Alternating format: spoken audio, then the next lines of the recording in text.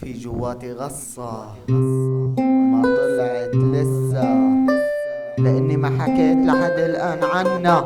انا بدي احكي، انا بدي اشكي، بدي سمع كل العالم عن مشكلتي. شكوى لغير الله ما زلة، وهذا يلي صاير بسوريا كله علة. اني جبتين خضر ومع 3 حمر، والشعب السوري هو العايش بين الزل والاخر. لا وبقول ما لا غير الصبر، ما في بعد الصبر غير المجرفة والقبر. لا ما في فرج ولا راح تفرج، حتى سوري بطل يقتل سوري. من الله بيجي الفرج، ايه من الله بيجي الفرج.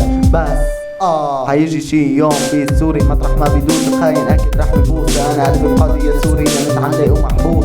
نحنا بدنا ندوس عاللي شاتمونا، نحنا بدنا ندوس عاللي دمرونا، حطمونا نهبونا. السوريين احتالونا هيك كلامهم إلنا سمعونا. اجا المساعد ليساعد طلع بده مساعدة، مثل العرب اللي دمرونا اجوا على اساس يساعدونا وهن بدهم مساعدة.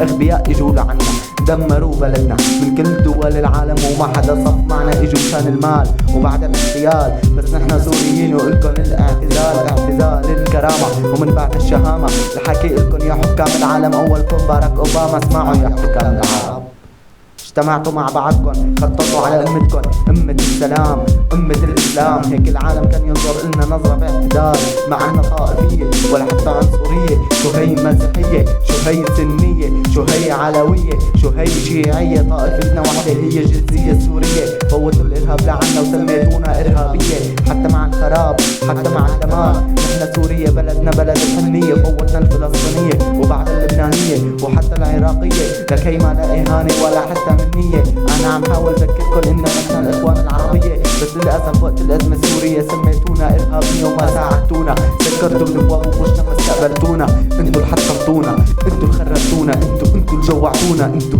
اللي نزعتونا، انتوا اللي لجأتونا، انتوا ايه انتوا اللي دمرتونا.